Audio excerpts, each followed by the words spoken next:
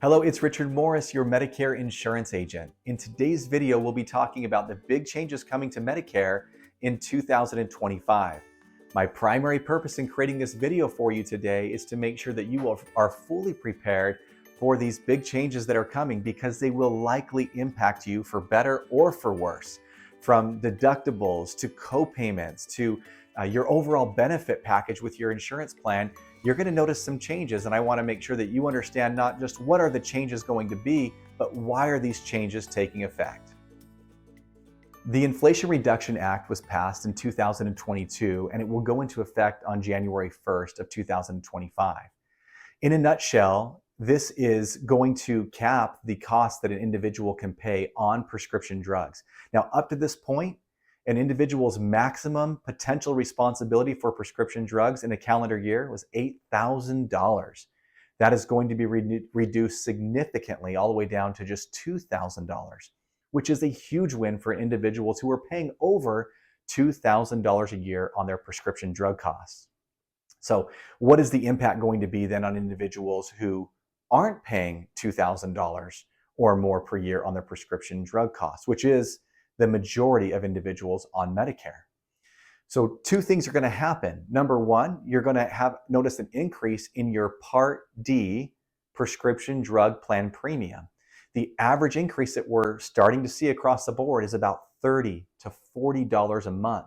Yes, this includes individuals who are paying nothing for a prescription drug plan, even just $10 a month on prescription drug plans. So there's some individuals out there who are paying, and you may be one of them, who are paying a very, very low amount for your prescription plan.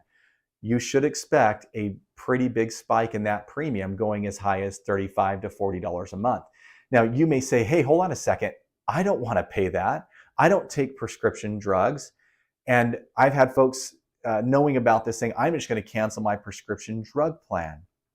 And that is a viable option for sure. But remember that if you do that, you will be assessed what's called a late enrollment penalty later on if you need to add prescription drug in the future.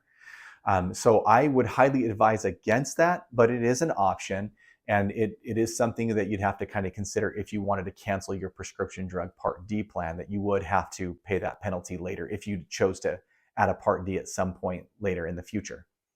Now, not only is your Part D premium going to be increasing, but you're also going to probably notice an increase of copays for prescriptions.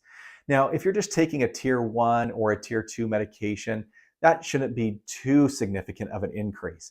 Where you're really going to notice an impact is if you're taking the tier 3, 4, or 5 medications. Those are almost all going to have deductibles of $590 in 2025.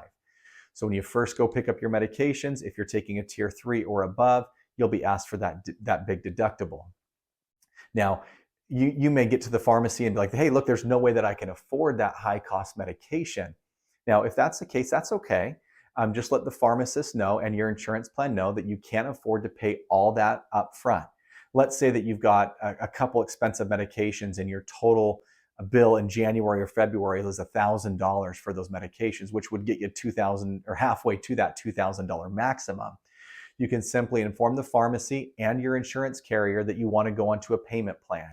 This is a no interest payment plan that you can go onto that essentially the way that it works is your insurance carrier will foot the entire bill, pay the pharmacy the $1,000 in this example, and then you would pay them off in equal increments over the course of the calendar year. Now, we don't have all the information about this yet. We don't think that insurance carriers are going to release full details of exactly how this will work until probably October of 2024. We're just giving you a little bit of a heads up to make sure that you're prepared for some of these changes and knowing that, hey, if there is an expensive medication or a big cost that you have to pay that you weren't expecting, you can spread that cost out over the course of the year. So please just be prepared for some of these changes. Again, the big one, probably the biggest one, is going to be the increase on your overall prescription drug premium. And then secondly, the deductible that you may not have paid in the past.